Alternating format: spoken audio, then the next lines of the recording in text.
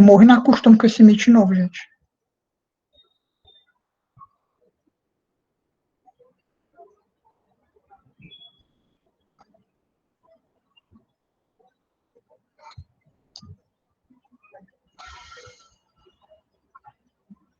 Dá pra ver? Uhum.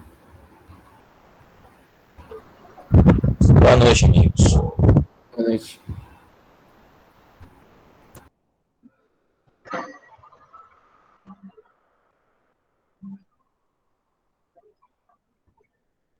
Dá pra ver, né? Dá pra ver as bichas mexendo, tudo aqui. Sim, dá pra ver.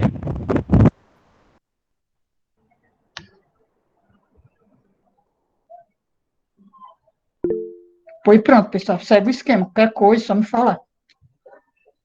Então, vamos lá, né? Porque já é 18h06. Então, pessoal, assim, boa noite, né? Para os novatos, meu nome é Emanuel, estou indo aqui por S4. Nós estamos aqui dando continuidade, né, ao nosso ciclo de virologia, aqui na Liga Acadêmica de Infectologia. E hoje a gente vai falar aqui um tema tanto exótico, né, para não dizer outra coisa, que isso é sobre febres hemorrágicas virais, né? Mais especificamente sobre a arenavírus, que é um tipo, né, de vírus que causa febre hemorrágica viral. Aqui é um roteirozinho, sabe? Gente, assim, ó, antes de começar, eu vou logo dar uma dica, porque isso aqui vai ser um tanto confuso, sabe?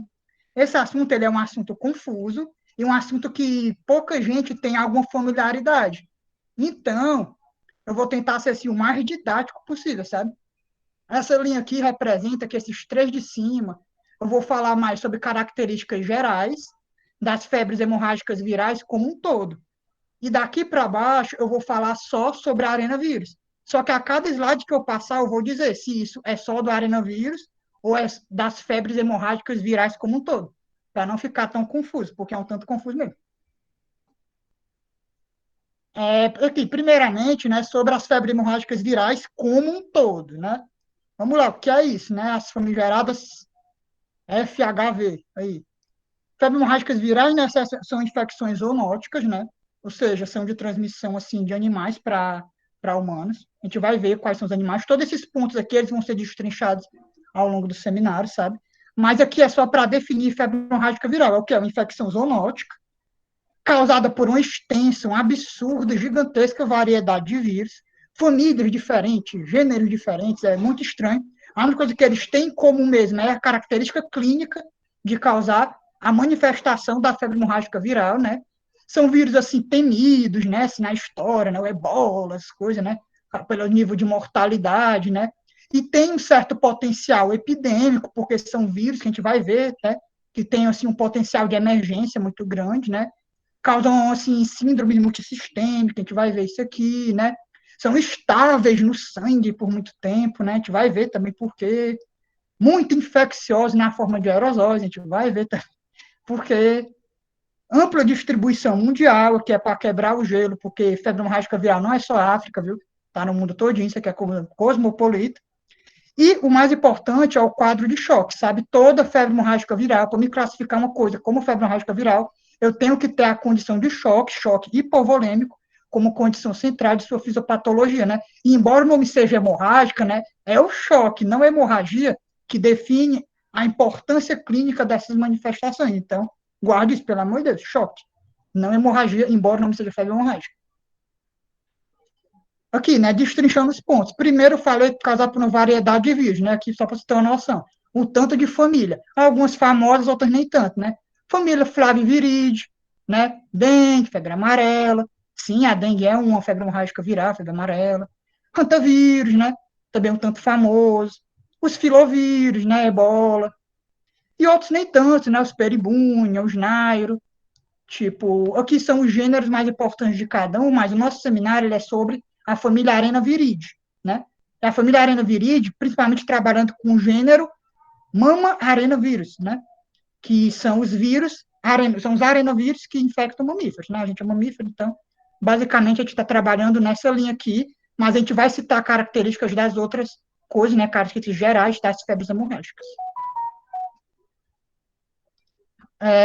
Aqui não se assuste, sabe? Aqui só para você ter uma noção da dimensão do que eu estou falando de quantidade de vírus, né? O negócio é surreal. Tipo, a transmissão, ela é sempre, ela é uma zoonose, né? Como zoonose, ela vai ser aí transmitida por animais, para seres humanos. Tem vetores vertebrados e invertebrados. Os vetores invertebrados de febres hemorrágicas virais são mosquitos ou pulgas carrapatos. E os vertebrados, ratinhos e morcego, né? Tem uma variação aí, uma discussão. Os mosquitos, né, eles transmitem essas aqui, que estão em branco, que você vê que tem distribuição aí na Ásia, na América, na África, é a dengue, a amarela, conhecida, né? Outras nem tanto. As pulgas transmitem essas roxinhas, essas rosinhas, os ratos transmitem as azulzinhas e os morcegos transmitem a amarelinha. A gente vai focar aqui no rato, ó, porque o rato transmite os arenovírus, ou seja, os arenovírus. Arenovírus são só esses caras aqui, ó. Se você ver a distribuição deles, ó, basicamente é só o continente americano e África, que no caso da febre de Lázaro, certo? Então a gente vai focar só aqui, embora vocês tenham uma discussão para vocês verem o tamanho, que é isso aqui, ó, cosmopolita, um monte de vírus, um monte de transmissor, né? Mas vamos focar aqui, ó, só nesses carinhas aqui. É um pouquinho de história, né? Porque quem me conhece sabe que eu gosto, que as febres hemorrágicas virais, né, elas são conhecidas nossas de muito tempo, né? Não é de hoje nem de ontem. O que acontece? Aqui é uma foto sobre as famosas guerras púnicas, né? As guerras lá entre Cartago e Roma, para quem gosta de história. E nas guerras púnicas, né, tem uma descrição bem interessante de uma espécie de sarampo hemorrágico que matou quase a quantidade de gente que morreu na guerra, sabe? E é bem interessante essa discussão, porque os médicos da época já descreviam sintomas, igual a gente vai descrever na frente. Aqui também, no fim do Império Romano, tivemos outros surtos, né? No caso, algo parecido com uma espécie de varíola hemorrágica, né? Navegações, gente, navegações é, sim, um clássico, né? Lá na Idade Moderna, né? As grandes navegações eram clássicas, a gente tem aqueles grandes navios comerciais atacados, né? Por febre amarela. Não sei se vocês sabem, mas o holandês voador, né?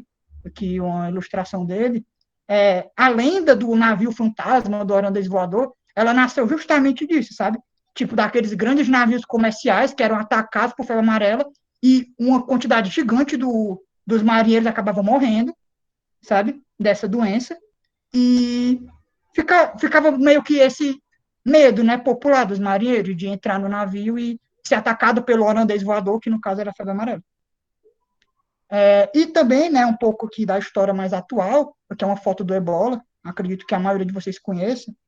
E, assim, na segunda metade do século XX, né, a gente começou a ter a certa emergência dos vírus causadores de febre hemorrágicas virais, né? Talvez, assim, pelo desenvolvimento tecnológico, né, já 1900 de bolinha, ou mesmo pelo imperialismo da época, né? A galera começou a se aventurar mais na selva, no mato, essas coisas, aumentando a exposição com os animais, né, transmissores. Esses vírus, eles, como são muito instáveis, né, são de RNA, eles têm um potencial de transmissão interespécie. Então, provavelmente, foi esse contato, né, que as pessoas começaram a ter na metade do século que proporcionou isso do surgimento, né? O Ebola, por exemplo, ele surgiu em 1976, né? Lá no Zaire, que é o antigo Congo, né? E foi descoberto, né? Lá, provavelmente por coisas imperialistas, né? Sabe, da Guerra Fria, da época e tudo, muito contato com as selvas e proporciona esse tipo de coisa. Aqui sobre a família, né? Em si, sobre a família Arenaviride. Aqui eu estou falando especificamente da família Arenaviride, né? Lembra que tem um bocado de família, essa aqui é a Arenaviride. A Arenaviride tem 4, né, gêneros aqui, interessantes. Tem o Arenovírus, de mamífero. Tem esses dois que infectam répteis, não é nosso interesse. E tem esse aqui que infecta peixe, também não é nosso interesse. Então, basicamente, quando a gente vai trabalhando aqui, a gente está trabalhando com esse gênero aqui, o gênero de arenavírus, que infecta mamíferos. Dentro desse grupo, né, que infecta mamíferos, a gente tem aqui os arenavírus podem ser tanto do Velho Mundo, né? Velho Mundo é qualquer coisa que não é continente americano, e Novo Mundo, continente americano. Aqui no Velho Mundo, né, o ratinho transmissor de arenavírus é geralmente esse gênero, né, o murine, aqui a Lhasa, né, África, tipo Ásia, essas coisas. E aqui no Novo Mundo, a gente tem a transmissão aqui por esse ratinho aqui na América do Norte, esse ratinho aqui já na América do Sul, né, Caribe, ou seja, esse cara aqui é mais nosso, esse gordinho aqui, tipo, ele transmite, por exemplo, as febres hemorrágicas em Argentina, a gente vai ver, né, aqui embaixo. Porque, assim, a arenavírus, né, eles têm dois complexos. Vamos lá, vamos dividir direitinho. Existe um complexo chamado LCM, não é a liga de clínica, mas é um complexo chamado LCM, e o complexo LCM ele é dividido em dois vírus. Tem o vírus LCM, né, que causa essa doença aqui, que tem distribuição mundial, e tem o vírus de Lassa, mais famoso, que causa a febre de Lassa, né, que é restrito lá na África Ocidental, certo? A gente, nesse seminário, a gente vai falar só da febre de Lassa. A gente não vai falar aqui desse vírus LCM, porque ele é um vírus que, embora tenha distribuição mundial, né, ele está aí presente nos ratos aí em muitos lugares, né? Mas ele não causa uma doença tão relevante em humanos, muitas vezes assim assintomática, então não vale a pena. Basicamente, aqui nesse complexo a gente vai dedicar o Lassa. E tem esse outro complexo, que é o complexo Tacaribe, né? É um nome mais indígena para representar a América do Sul, que ele é representado aqui por esses 4 vírus, né? Você pode ver aí, que é o vírus Juninho, o vírus Machupo, o vírus Gonarite e o Sabiá, que causam aí, respectivamente, né, as febres hemorrágicas argentina, boliviana, venezuelana e brasileira. Doenças assim que elas têm manifestação clínica super igual, né? Não tem muita diferença, a diferença mesmo é só na virologia, né? Alguns aspectos assim mais deles, né? Mas assim, eu peço que, se você puder guardar alguma coisa, guarde, que tem aqui só o Lassa de importante e as febres hemorrágicas sul-americanas, que a gente vai chamar assim para generalizar. Lassa e sul-americanas. Arenavírus. Sobre a virologia do arenavírus, ó, de novo, não é sobre febre hemorrágica viral no geral, é só do arenavírus. Virologia do arenavírus é a seguinte: tipo, eles são vírus, assim, predominantemente esféricos, né? Na verdade, eles são pleomórficos, né? Eles têm uma forma, assim, até parecida com aquela do ebola, que parece uma tripinha. Sim, eles não têm ser pleomórfico quer dizer que não tem um formato muito bem definido, mas, predominantemente, eles são esféricos, né? Que a ilustração traz como uma bola, mas não necessariamente ele é assim. Ele é um pouco esférico, mas um pouquinho com um formatinho deformado, né? São vírus envelopados, né? Aquela historinha, né, do vírus envelopado, que ele sai da célula por brotamento né, e absorve lá um pedaço da membrana dela. E ele, como vírus envelopado, ele é restrito a todas as condições de um vírus envelopado, né? Todo vírus envelopado, por exemplo, é instável no ambiente, se ele cai no chão, ele morre. Ele tem que ficar molhadinho, úmido, né? Ele tem que ficar sempre no sangue. Isso explica aquilo que eu falei no começo dele ter, assim, ser tão estável dentro do sangue, né? Você pegar vírus como HIV e tal, são vírus envelopados, eles adoram sangue, fluidos, né? Porque vírus envelopados têm esse certa tara por fluido, porque ele precisa disso, porque ele é muito fraco ambientalmente. Então, ele precisa estar sempre num ambiente molhado. E os vírus aqui, isso aqui explica a transmissão deles, né? Por fluidos e tudo. São envelopados.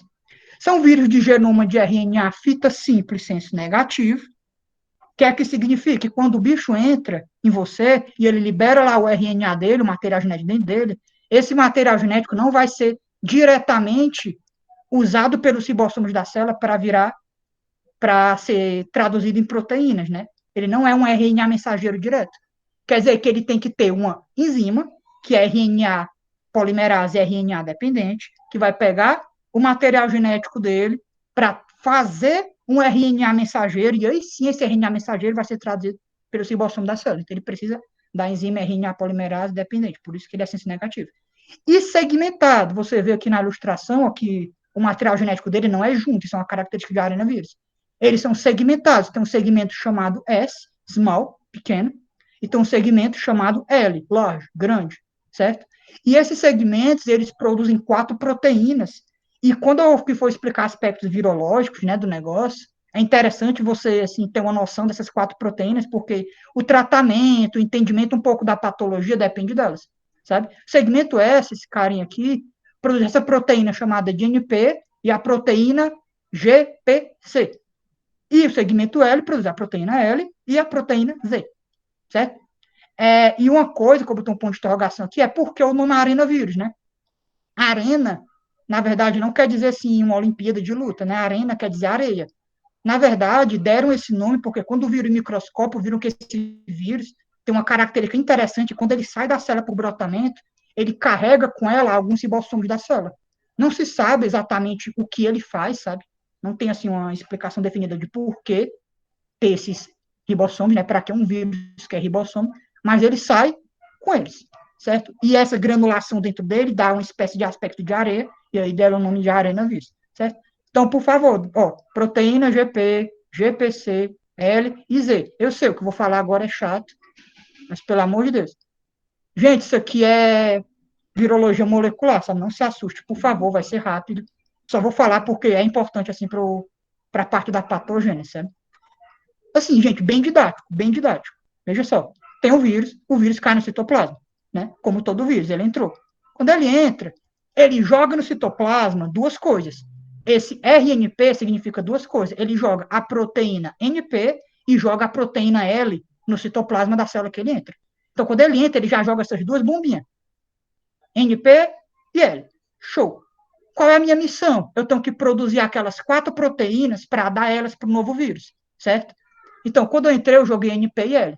A L que eu joguei, a proteína L, ela é a RNA polimerase, RNA dependente do vírus. Ou seja, ela faz os processos de transcrição. Então, assim que ele joga a L e a NP, a L que ele jogou vai pegar o material genético dele e fazer uma nova proteína L e uma nova proteína NP. Guarda elas para o novo vírus, deixa encostado. Essas proteínas vão ser traduzidas pelo ribossomo da célula, né? E depois, a proteína L, que ele tinha jogado, vai fazer, só agora vai fazer a proteína GPC e a proteína Z. Agora eu formei as 4 proteínas e a proteína L conseguiu fazer a mágica de RNA senso negativo de produzir um material genético complementar. Por quê? Porque eu já produzi as 4 proteínas. Primeiro eu produzo a L e a NP e depois eu produzo essa aqui e a Z. Certo? Essa GPC, ela é quebrada em G1 e G2, que são as proteínas estruturais do vírus, certo? E a proteína Z vai montar tudo. A proteína Z pega a G1 e G2 e junta com o RNA para montar a partícula viral. Depois, esse vírus vai sair por brotamento, levando os pedaços de ribossomo. Então, gente, é só isso. Ele joga LNP, forma a L e a NP nova para o novo vírus, depois forma S e a Z para o novo vírus, e depois, né, forma as proteínas estruturais e a proteína Z monta tudo para montar o novo. As 4, o vírus sai desse formatinho. Sobre transmissão, né, o que é interessante saber? Reservatórios naturais dos arenovírus são roedores silvestres, né? São ratos, rato do mato, né?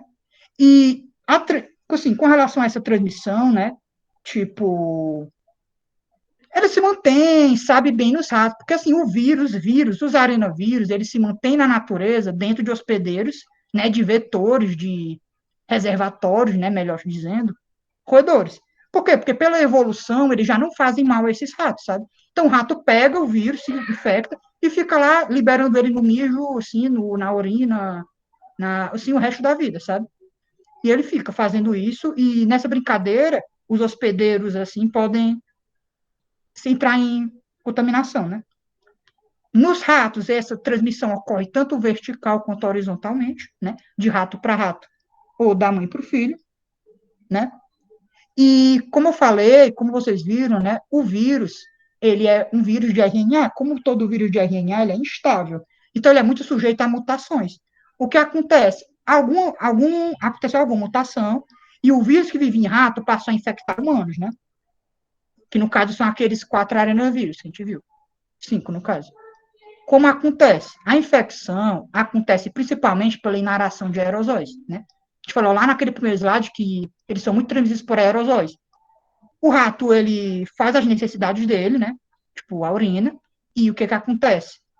Essa urina vai ressecando e uma pessoa próxima, ela pode inalar essa, esse vírus na urina ressecada e essa inalação permite a infecção, certo? Também pode ser por contato com fômite, né? Você tá com a lesão, aí, por exemplo, o rato fez, assim, urinou em cima de um prato, aí você botou a mão, tava com um corte, aí pode entrar também, alguma coisa assim, certo? E esses vírus, eles têm potencial de transmissão de pessoa a pessoa, certo? A transmissão primária é sempre do animal para o humano. Mas uma vez o humano infectado, existe sim, nos arenavírus, uma possibilidade desse humano começar a contaminar outros humanos e aí formar alguns surtos, sabe? Os surtos, assim, da arenavírus geralmente acontecem nessa lógica, sabe? Epidemiologia, né? Sobre epidemiologia, sim, de arenavírus, né? Arenavírus. A epidemiologia dos arenavírus é assim. Eles são doenças, né, assim, que tem aí uma certa preocupação, né, dentro do âmbito da saúde pública. Por quê? Primeiro, por causa da mortalidade, né, são vírus muito potencialmente perigosos, se você entrar em contato, são doenças graves, né, e tem um potencial enorme de emergência. Como eu estou falando, existem por aí vários arenavírus dentro de ratos, que a partir do momento podem sofrer uma mutação aleatória e começar a infectar humanos, e daqui proximamente ouvir falar de um novo surto, de um novo arenavírus por aí. Entendeu? Então, eles têm esse potencial de emergência, porque são vírus muito instáveis de RNA, e isso preocupa muito autoridades globais, sabe?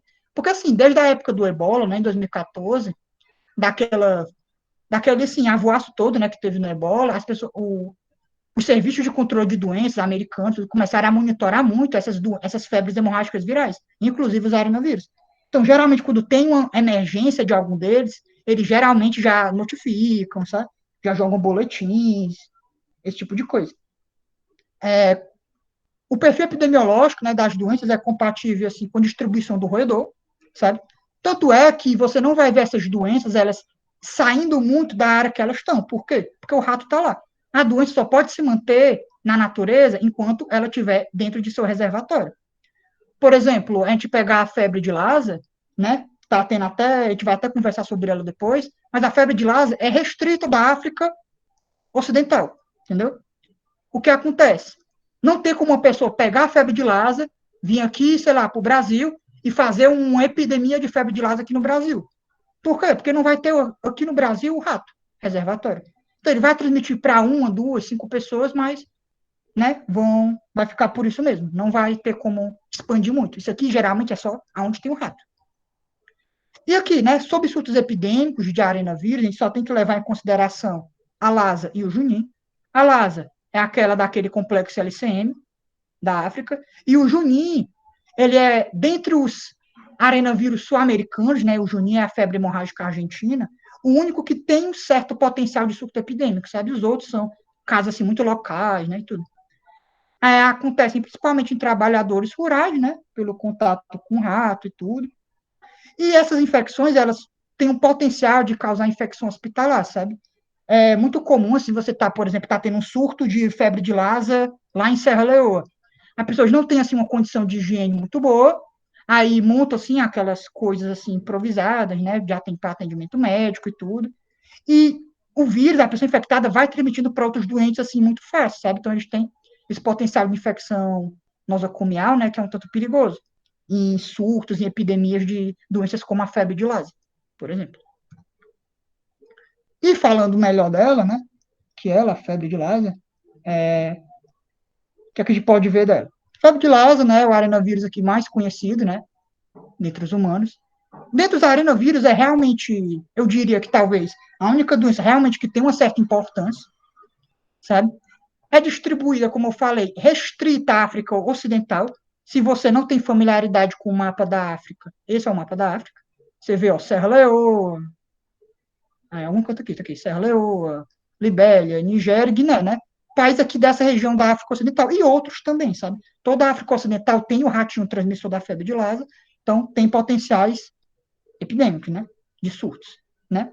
Causam dezenas de milhares, sim, pasmem, de casos anuais aqui na África Ocidental. E surtos geralmente em aldeias, né? Geralmente esses países são países que você vê que é países de pouco poder aquisitivo, né? Serra Leoa, Nigéria, Guiné. Então, né, eles não têm assim um certo padrão de cuidado para, né? Surtos hospitalares acontecem, né?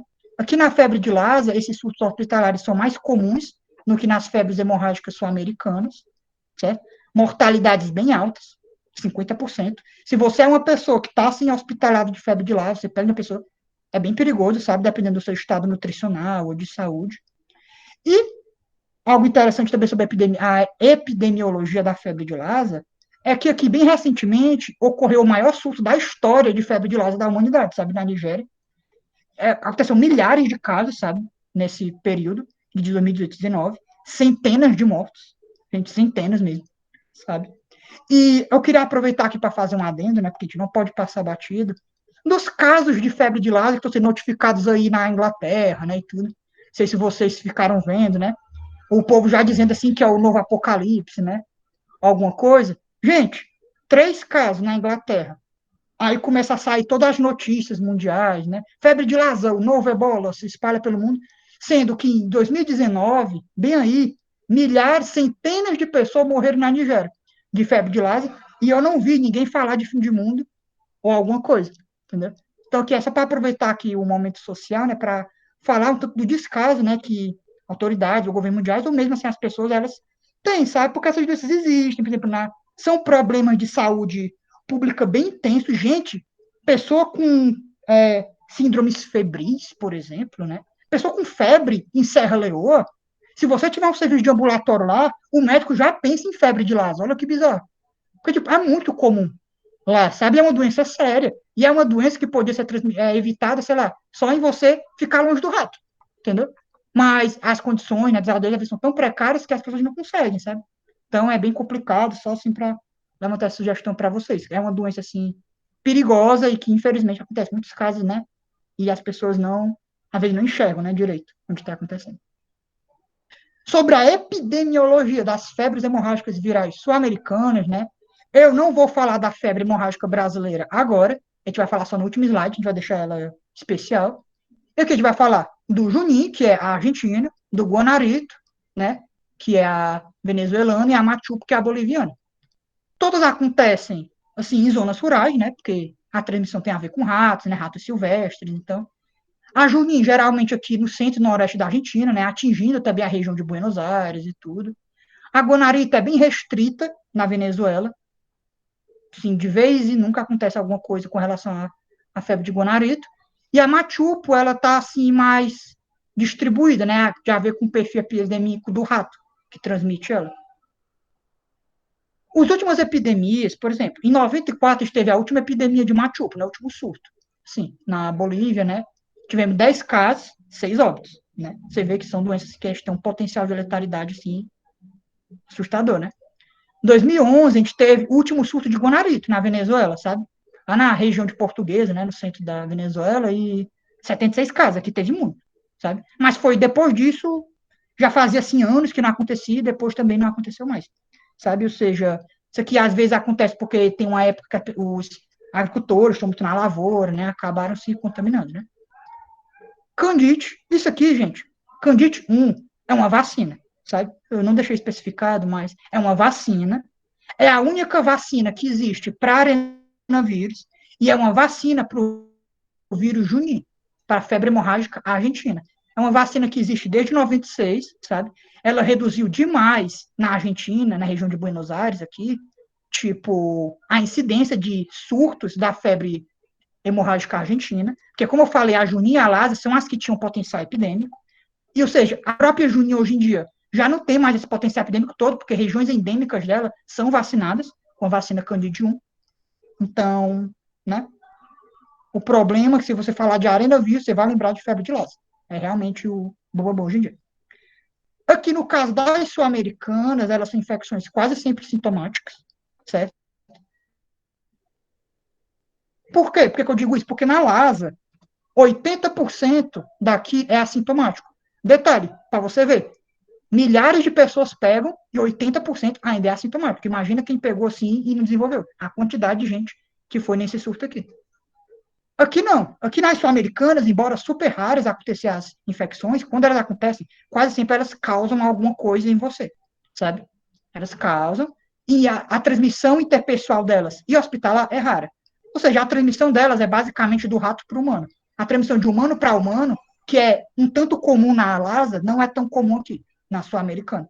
Mas a sul-americana quase sempre é sintomática. Se você entrar em contato com o Juninho, Guanara, Machuca, você provavelmente vai desenvolver uma febre hemorrágica viral delas. Então, assim, é só uma noção mesmo de viagem, né? você ter noção, se você for viajar algum canto. Sobre a patogênese, né? Patogênese, né? Sobre a patogênese, aqui, ó, aqui eu vou falar das febres hemorrágicas virais como um todo, né? Não só aí da junina, né? Não só aí dos arenavírus, né? Todos esses vírus, né, causadores de febre hemorrágica virais, eles possuem interação com células do endotélio vascular, né? Certo? Ou seja, eles são vírus que a gente tem tropismo por esse endotélio vascular, e destrói células que formam os vasos sanguíneos, principalmente capilares. Isso justifica todo aquele lance lá da hipovolemia, né, causada por ele, a gente vai ver direitinho, né? Segmento L, lembra do segmento L? O RNA polimerado, RNA dependente do vírus, ele é responsável pela virulência, e o segmento S, responsável pela resposta imune. Dentro da patologia, isso aqui tem suas relevâncias, mas a gente não vai falar aqui, né? Uma característica importante aqui, amarelo, mais especificamente dos arenavírus, é que quando você é infectado por eles, geralmente você tem uma imunodepressão logo no início, por motivos que a gente vai ver já já. E isso é causado pela proteína Z do arenavírus, certo? Como acontece? Vamos lá, como acontece o negócio? A transmissão é como? Inalação, né? Geralmente o rato fez a urina dele, aí você inalou. Quando você inala, né? Você inala os aerossóis, né? Essas partículas infectantes, elas se depositam lá nos seus bronquíolos, nos seus pulmões, e são fagocitadas, né? Por macrófagos, né? Por células dendríticas e tudo. Tá aí tudo bem, né? Daí esse vírus, ele ganha o sistema linfático, ganha o sangue, e quando ele ganha o sangue, a viremia primária dele, ele, primeiramente, isso todos os vírus da febre hemorrágica viral, eles vão para órgãos reticuloendoteliais, né? Fígado, baço ou medula, basicamente. E lá eles se desenvolvem, né?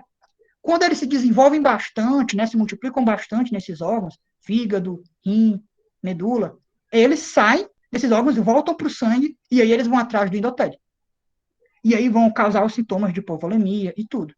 Então, o que acontece é isso: você respirou, ele cai no pulmão, é fagocitado, depois entra para o vaso linfático, cai no sangue, vai para fígado, rim ou baço, e depois ele sai de lá, volta para o sangue e vai para o endotélio.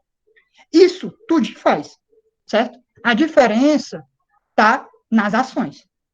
Tem dois tipos de ações de febre hemorrágicas virais: ações citolíticas e ações não citolíticas, sabe? Ações citolíticas quer dizer, assim, o vírus faz esse esquema, é absorvido, vai aqui para os órgãos, para esses órgãos aqui, né? Retículo endoteliais. No fígado, por exemplo, por que citocítica? Porque ele destrói muito os órgãos reticuloendoteliais. Vírus como ebola, como a febre amarela, destrói muito esses órgãos, sabe? E isso causa sintomas bem mais sérios da doença. Então, essas doenças são mais sérias. Os vírus, sim, eles saem e vão para o endotélio, mas eles ficam muito tempo aqui. E no início que ele ficar muito tempo aqui, ele destrói muito o rim, destrói muito o fígado, causa muito problema. Enquanto a ação não citocítica, ela segue o padrão. Ela fica só um tempinho aqui, ou seja, não causa esse dano todo no fígado, no rim e tudo, e só causa mesmo os problemas relacionados à hipovolemia, lá no endotélio. Então, a diferença está aqui. Essa aqui fica muito tempo nos órgãos reticuloendoteliais, essa aqui segue o fluxo normal, né? Sendo que em todas vão causar choque. Por que elas vão causar choque? Porque elas atacam as células do endotélio vascular. Manifestações clínicas, né? Manifestações clínicas dos arenavírus em geral, né? Também não só da febre de Lassa e tudo. Manifestações clínicas em geral, assim, gente, todas elas, assim, tem uma coisa bem praxe delas, que são ser febres bifásicas. O que acontece? Todas essas febres hemorrágicas virais, né? Quando você entra em contato com o vírus, primeiramente você vai ter um período febril, chamado de período constitucional, que você vai ter sintomas parecidos com gripe, né? Aquela, sei lá, mialgia, dor de cabeça, uma febrinha, sabe? Você vai dizer que é qualquer coisa, se você for no médico ele vai dizer que não é nada, virose, né? E tudo. O que acontece é que algumas pessoas ficam boas aqui e algumas evoluem para uma segunda fase da febre, chamada de período toxêmico, que aqui você vai desenvolver uma febre muito alta e todos aqueles sintomas lá de lesões hepáticas, lesões renais, de lesões no endotélio vascular que vão levar ao choque, certo? Ou seja, o perigo das infecções está nelas chegarem nesse segundo período de febre, chamado de período toxêmico, certo? Gente, todas são assim, gente, é incrível. Assim, fazendo um adendo, né, gente? tem uma doença que é a cara disso, gente, a cara. Acho que até na faculdade a gente vai ver muito isso, febre amarela. Febre amarela, gente, é a cara disso aqui. Febre amarela é uma febre hemorrágica viral. Você, quando pega, você tem um período que você só tem os sintominhas, né? Nada demais. E uma certa quantidade de pessoas vão para o nível 2. E quando chega aqui, gente, 50% até 50% de letalidade. É quase com a cara e coroa com a sua vida. Tem um livro do Drauzio Varela, chamado Médico Doente, né? Que ele conta a experiência dele quando ele teve febre amarela, e, gente, é bem bizarro, sabe? Tipo, se você, quando cai nesse período toxêmico de uma febre hemorrágica viral, assim, só você, na mão lá da UTI, e não tem remédio, é só reposição volêmica, é bem complicado. O que caracteriza esse período toxêmico é a trombocitopenia e o aumento do hematócrito, né? O que é a hemoconcentração. Por que a trombocitopenia, né? Porque causa depressão medular, né? Lembra que aqueles vírus, eles passam um tempo lá na medula óssea, né? Eu falei na patogenia, então, eles causam, assim, danos nos megacariócitos que levam à trombocitopenia e hemoconcentração. O que significa isso? Quer dizer que eu vou ter um aumento na concentração de eritrócitos no sangue. Por quê? Porque a água está saindo.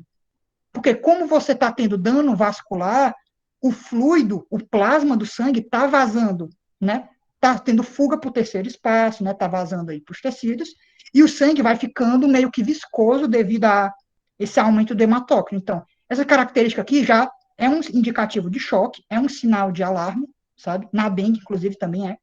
E a trombocitopenia já também é um sinal de potência. Então, para ser febre hemorrágica viral, tem que ter isso aqui. Não precisa ter hemorragia, mas tem que ter isso aqui. Clinicamente, né, essas febres hemorrágicas virais, elas vão ser aqui desses 4 tipos, sabe? Podem ser agudas com mialgia, austragia, né? A número 1, lembra quem? Dengue. Você vai lembrar de dengue. A número 2, falou de hepatite. Lembra o quê? Febre amarela. Lasa também se inclui um pouco aqui. Aguda associado com insuficiência renal, isso aqui é a cara de hantavirus, né? Que a gente vê depois, em outro seminário, outra oportunidade, mas ele causa, sabe? Então, elas têm esse padrão de causar choque, de ser febres bifásicas, que se evoluir para o período toxêmico, elas causam choque por perda hipovolêmica, trombocitopenia, aumento de hematócrito. Isso aqui é o que você tem que bater o olho e dizer. É febre hemorrágica viral. Pelo menos é um diagnóstico que eu tenho que suspeitar. Porque tem outras doenças, né? Uma leptospirose, algo assim que eu posso também ser parecido, mas você tem que desconfiar de febre hemorrágica viral se você tiver numa área endêmica dessas doenças e você não é um paciente nessa condição. Tipo, caracterização dessa doença, né, como eu falei, não depende da hemorragia, né, depende aqui da trombocitopenia, da hemoconcentração, principalmente. Esse paciente, ele vai ter que estar trombocitopênico, vai ter que ter um aumento de hematócrito. Isso aqui tem que ter numa febre hemorrágica viral. E isso aqui também tem que ser, assim, levado em consideração diagnóstico diferencial, né, como eu falei, leptospirose, uma hepatite B fulminante, né, algo assim, que causam sintomas parecidos de hemoconcentração, trombocitopenia, pode acontecer mais. Você tem que descartar, né? Os quadros hemorrágicos, quando acontecem, veja bem, quando acontecem, não é febre hemorrágica viral, nem sempre tem hemorragia, para o estranho, né? Podem ser os quadros hemorrágicos discretos, moderados ou graves. Quando esses quadros hemorrágicos acontecem, geralmente acontecem desse jeito aqui, certo?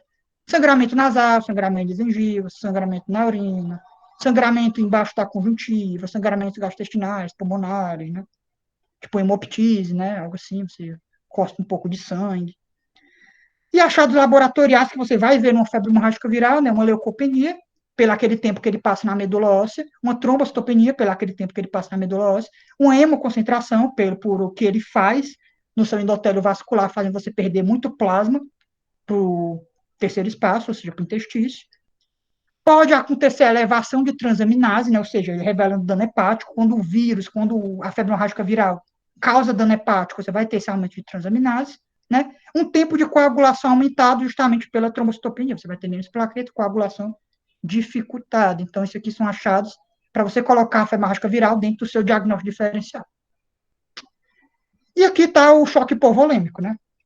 Eu coloquei esse slide, não que a gente vai fazer aqui um seminário de emergência médica, né? Porque não é o caso, porque isso aqui dá um seminário inteiro. Mas, assim, gente, a gente fala de choque, né? Você pode achar estranho eu dizer que a febre hemorrágica viral causa choque, mas nem sempre causa hemorragia. Porque você associa, mas eu tenho hemorragia, eu vou ter choque, né? O choque é causado pela hemorragia, nem sempre, sabe? Existem dois tipos de choque hipovolêmico. Choque hipovolêmico é o perder volemia, perder volume sanguíneo, certo? Perder volume sanguíneo, que vai dificultar, por exemplo, minha pré-carga, né, o enchimento do meu coração, e pode levar à minha morte devido a isso. Mas o choque hipovolêmico pode ser de duas maneiras. De uma maneira hemorrágica e de uma maneira não hemorrágica, sabe?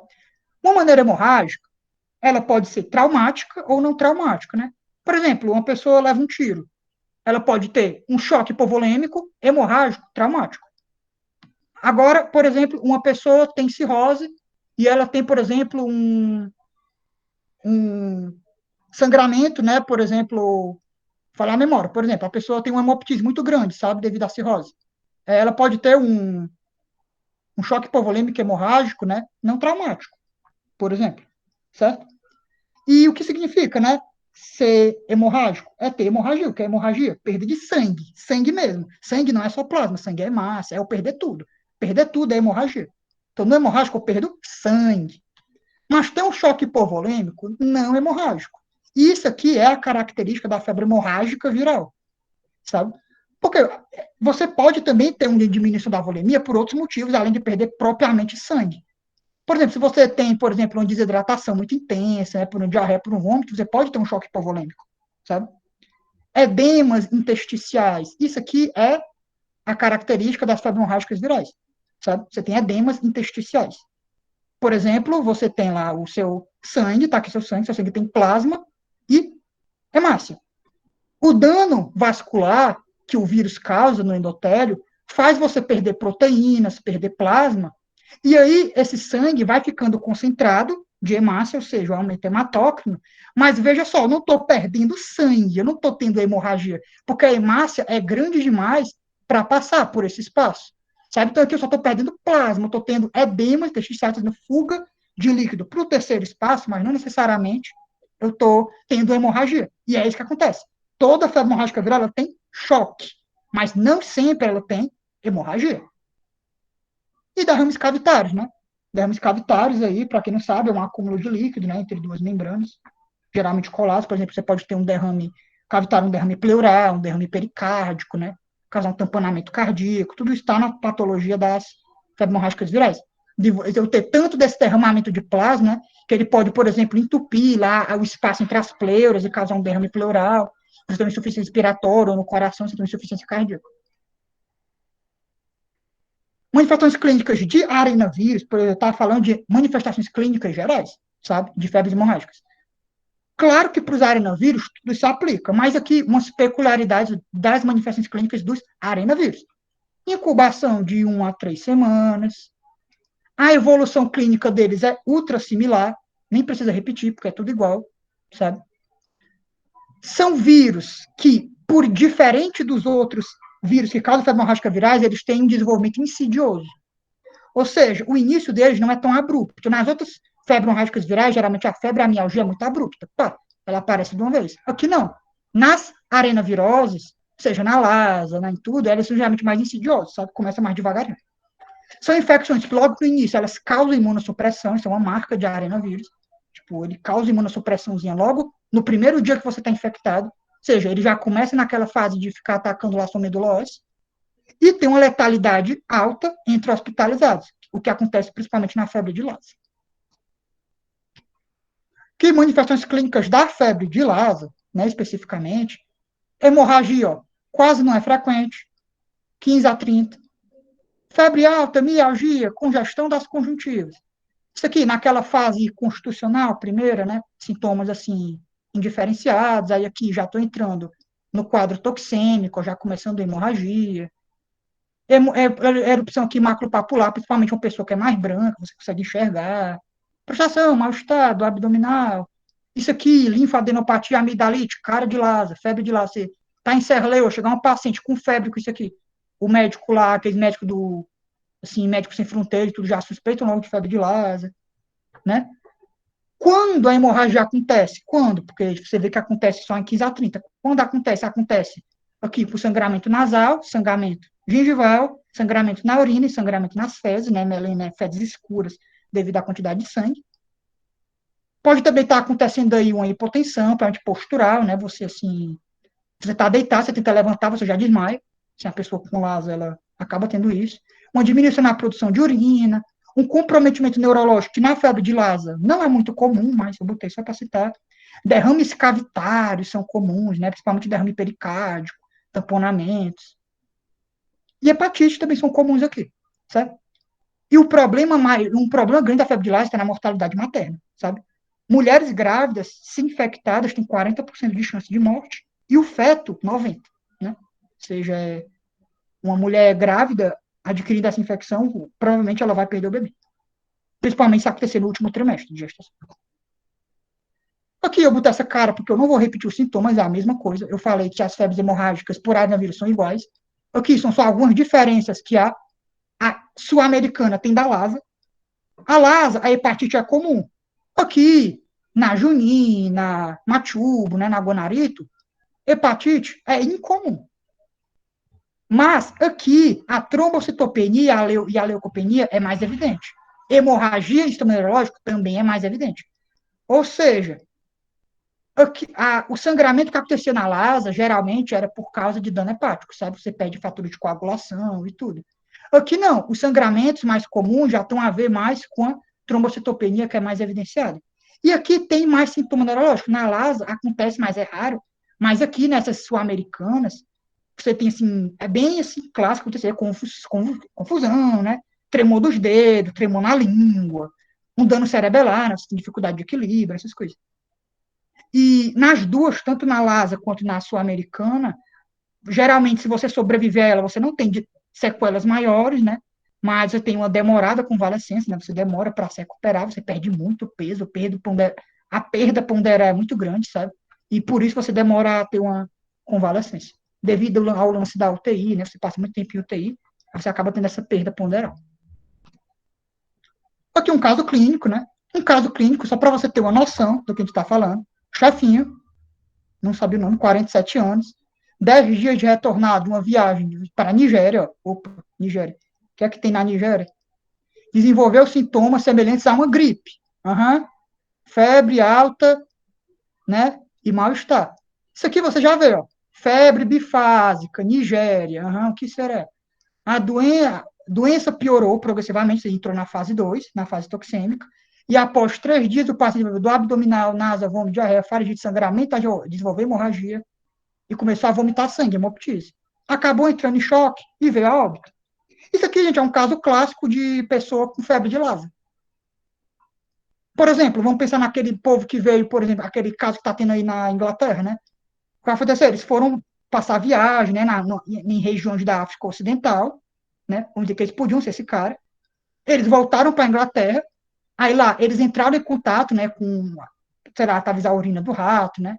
Aí ele entrou em contato, desenvolveu sintomas de febre bifásica, acabou entrando na fase 2 da febre hemorrágica virais, que causa um choque, e infelizmente veio a óbito. Eu ouvi na notícia, inclusive, que um paciente que estava lá da Inglaterra já chegou a falecer. E era febre de Lassa mesmo, diagnosticado. Diagnóstico. Diagnóstico aqui não tem o que falar, gente. Diagnóstico é bem simples, sabe? Diagnóstico presuntivo, sabe? Assim, você pode... Como é que eu vou pensar, né? O diagnóstico? Aquele exemplo da febre de Lassa, né? Você vai pegar os sinais e sintomas, febre bifásica. Quando a pessoa já está muito mal, você faz exame, você vai ver uma trombocitopenia, você vai ver um aumento de hematócrino. Uma pessoa disse, doutor, eu comecei só com febrinha, agora a febre aumentou assim de um dia para o outro. Aí você faz exame, você vê uma trombocitopenia e vê um aumento de hematócrino, você fica, Aí você vê que essa pessoa é uma pessoa, sei lá, de baixo poder aquisitivo, uma pessoa que mora, por exemplo, na Nigéria, ou que mora, por exemplo, em uma área endêmica de febre hemorrágica sul-americana. Você já começa a virar o olho assim e pensar, opa, clínico, né? Claro que é super difícil fazer esse diagnóstico, sabe? Tem muito diagnóstico diferencial, como eu falei, né? Leptospirose, hepatites fulminantes, mas você já tem que colocar a febre hemorrágica viral no seu arsenal, se você principalmente levar em conta a epidemiologia dessa pessoa, certo? Diagnóstico etiológico, ele vai acontecer tanto por isolamento viral quanto por comprovação serológica, ou seja, você vai fazer uma PCR e consegue, né? Você pega, por exemplo, sangue e urina, basicamente. Na LASA é muito melhor fazer com urina, e você isola o vírus, você isola, sei lá, parte do material genético desse vírus e diagnostica, ou pode fazer sorologia mesmo, GMGG, né? Clássico. O que tem aqui de interessante no diagnóstico disso aqui é a questão dos trabalhadores. Gente, febre hemorrágica viral é doença séria. É doença que tem que ser trabalhada em laboratório de nível de biossegurança 4, máximo, certo? Então, se você é um médico, um profissional da saúde, que está trabalhando com pessoas assim, veja só, você não pode trabalhar com essas pessoas assim, com esses materiais, com esses fluidos dessas pessoas, num laboratório de virologia comum. Não pode. Isso aqui, a risco em laboratório acontece. A gente vai ver que acontece, até na vida real. Tipo, mas, sim, leve em conta. Se você não tiver um laboratório nível 4, tenha pelo menos o nível 3, porque o risco para os trabalhadores da saúde de manusear esses materiais é alto, dado que essas doenças elas têm um potencial de letalidade perigoso. Certo? Então, aquela coisa, né? Fica a dica.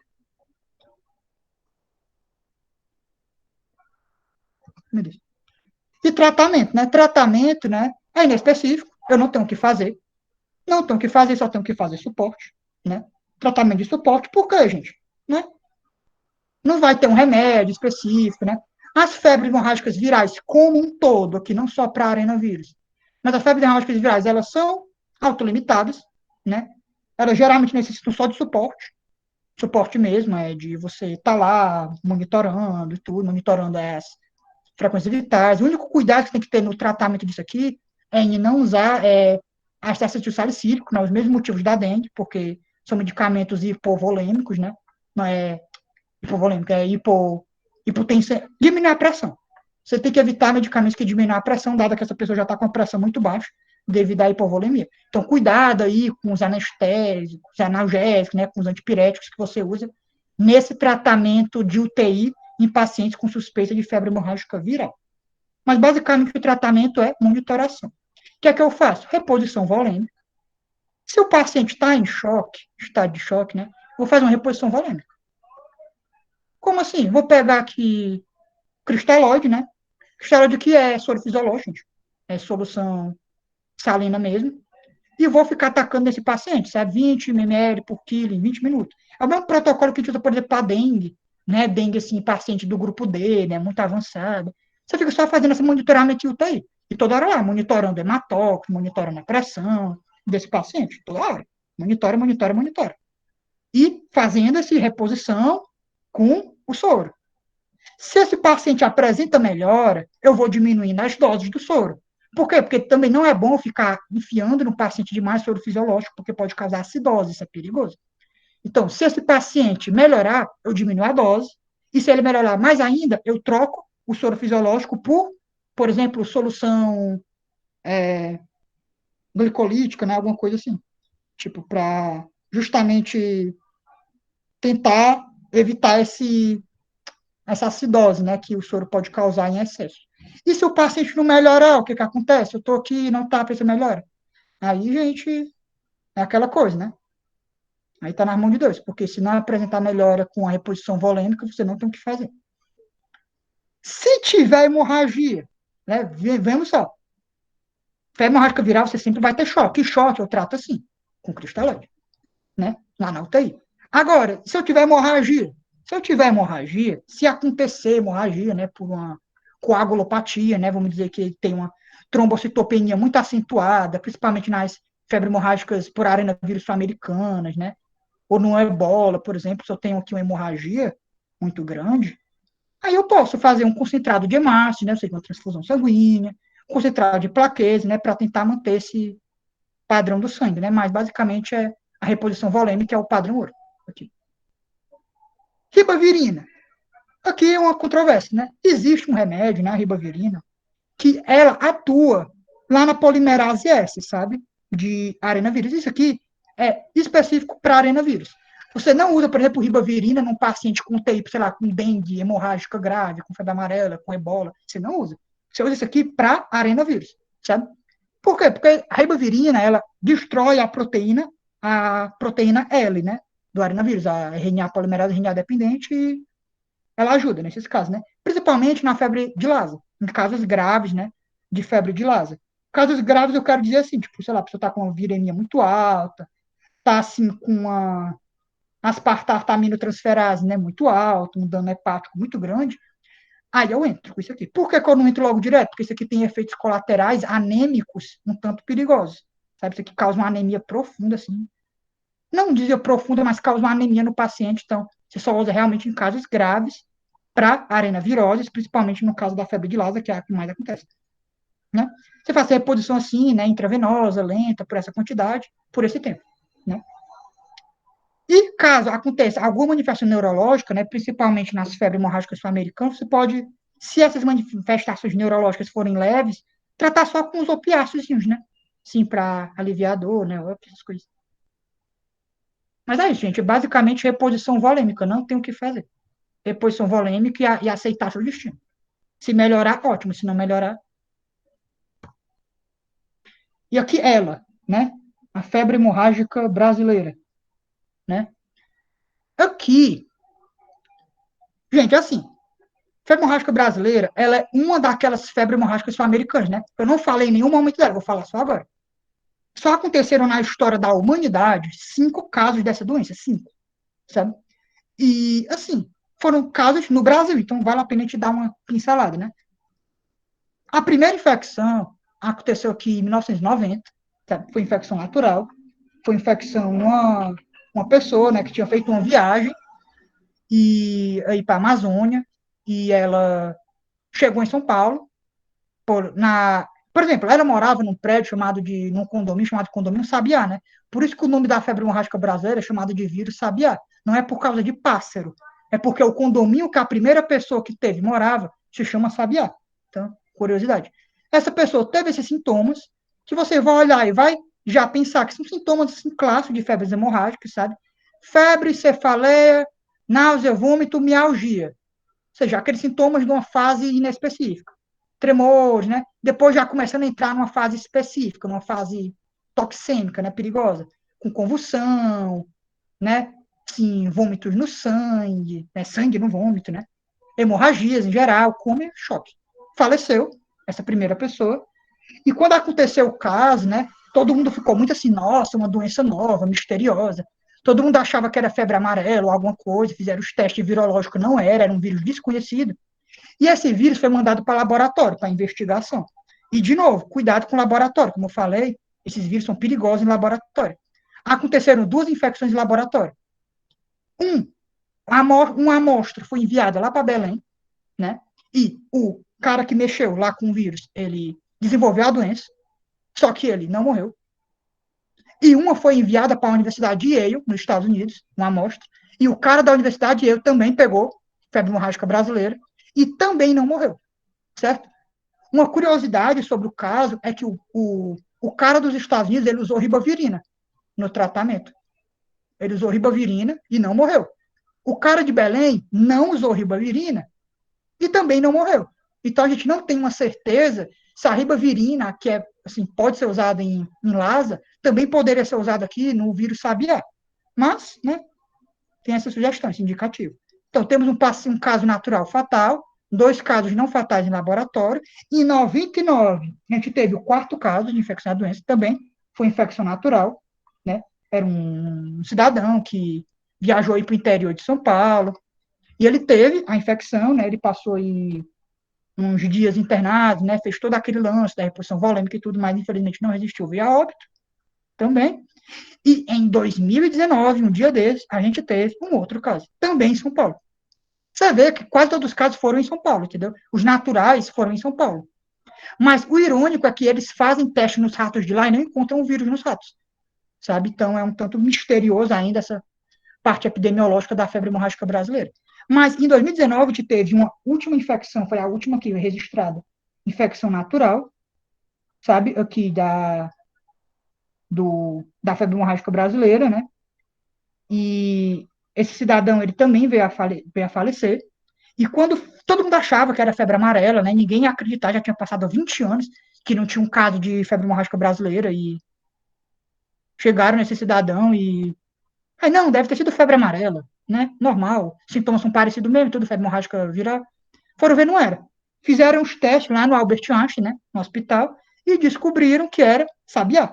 Gente, foi tão sério o alarde disso aqui que até os homens do laboratório que manusearam os negócios tiveram que ser afastados, por causa do medo, né? Que eu falei, isso aqui tem um perigo de transmissão laboratorial. Então, mexeram, né, achando que era febre amarela, que não dava em nada.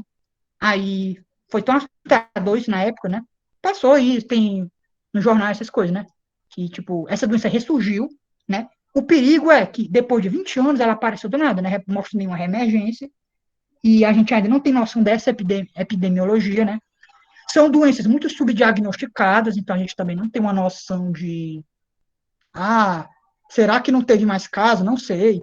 Pode ter tido alguém aí que teve uma doença dessa e disseram que foi leptospirose, que foi alguma coisa, que são doenças difíceis de diagnosticar, tanto porque são raras e tanto porque a gente não tem um laboratório eficiente para isso, sabe? Tipo, o Brasil, até 2019, por exemplo, ele não tem um laboratório de biossegurança nível 4, sabe?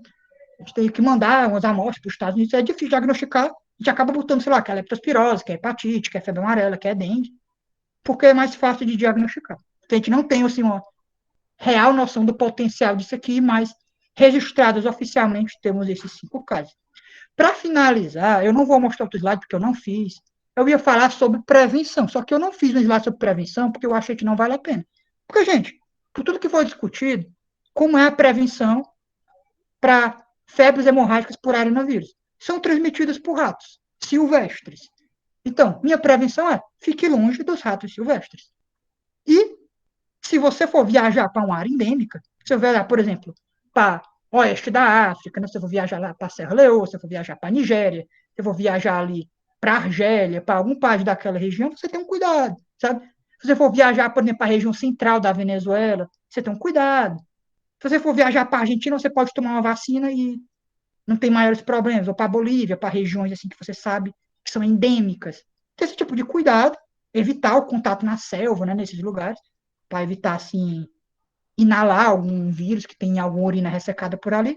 E no mais é isso. A prevenção disso aqui não tem muito o que fazer, certo? Que são as referências, né? Artigos, uns livros. E aqui o agente transmissor e obrigado. A gente não tem muito qualquer coisa. Estamos aqui à disposição, né? Podem falar, as pessoas também mais novas aqui que estão aqui, né? Tiver alguma dúvida de alguma coisa. Eu sei, gente, é um tema um tanto confuso, sabe? Fica gravado, vocês podem rever de novo qualquer coisa que alguém tiver interesse. Emanuel.